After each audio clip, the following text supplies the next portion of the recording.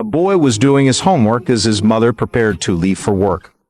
Every day she walked a long distance to her job, wearing a pair of shoes so worn they were barely holding together. That day, the boy saw her repairing the shoes again. She gently reminded him, "Make sure your homework is done by the time I get back," before hurrying out the door. After she left, the boy broke open his small savings jar. Inside were a few crumpled bills. He took the money and ran to a gardener, buying some fresh flowers. Carefully trimming and arranging them into bouquets, he stood outside a luxurious hotel, selling them to couples who were delighted to buy from the earnest young boy. That evening, when his mother returned home, she saw that his homework was unfinished. Frustrated and exhausted, she scolded him, "I work 2 jobs, wear these broken shoes, and can't even afford decent clothes just to give you a better life, but you don't listen or take your studies seriously." The boy, tears streaming down his face, shouted back, "Mom, you deserve better too. That's why I bought you these shoes." His words left her stunned. She looked down and saw a new pair of shoes in his small hands. Realizing the effort and love behind his actions, her anger dissolved into tears. She hugged him tightly, sobbing uncontrollably. Sometimes love isn't spoken. It's shown through quiet actions that touch the deepest corners of the heart.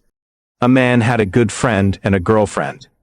One night his car broke down, so he called his friend. "My car broke down. Can you come help me push it? I'm really busy right now," his friend replied. He then called his girlfriend. "Can you come help me? I'm stuck." "Sorry, I can't. I'm having dinner," she said. The man sighed and pushed the car to the side of the road by himself. The next day, while sitting alone at home, his phone rang. It was his girlfriend. "My car won't start. Can you help me?" "Of course, I'll come right over," he answered without hesitation. That evening, he called his friend. "Do you want to hang out?" "Not now, I'm playing a game," his friend coldly replied before hanging up. That night, the man sat alone in a cafe drinking coffee.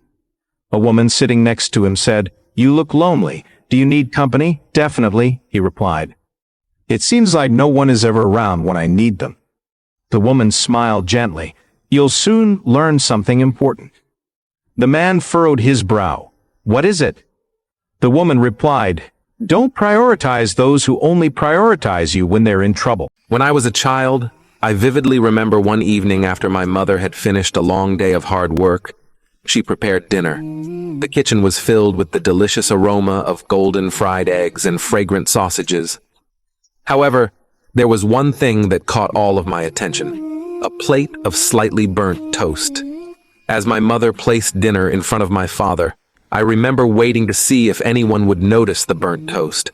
But my father simply picked up the toast and ate it, smiling at my mother. Then he asked me how my day at school was. I don't recall what I said that evening, but I do remember watching my father spread butter and jam on the toast and eat it bite by bite. As I got up from the table, I heard my mother apologize to my father for the burnt toast, but I will never forget his response. "Darling, I like my toast a little burnt." Later that night, I went to say goodnight to my father. I asked him, "Dad, do you really like burnt toast?" He hugged me and said, "Your mother worked hard today. We shouldn't overlook all of her efforts because of a minor flaw. In this world, we need to learn to accept each other's imperfections. Embracing our differences is crucial for creating a healthy and lasting relationship." A young man who had just started his own company rented a luxurious office and decorated it with antiques to make it look impressive. As he was sitting inside, he saw a man walk in. Wanting to appear successful and busy, the young man picked up the phone and pretended to be negotiating a big business deal, casually throwing out large figures and making numerous promises. After finishing the fake call, the young man asked the visitor, "How can I help you?" The man replied, "Yes, I'm here to install your phone line." A woman was diagnosed with a terminal illness. She told her 3-year-old son, "Mommy has to leave for a while to go to heaven and become a goddess during this time. It will be a test to see if you are strong. If you are as strong as Daddy, Mommy will come back in a different form to be with you." Her son, with a naive look, said, "If you change your appearance, how will I know it's you?" She replied, "That's simple. One day, when Daddy asks you to call someone Mommy, that will be me." That night, the woman passed away peacefully.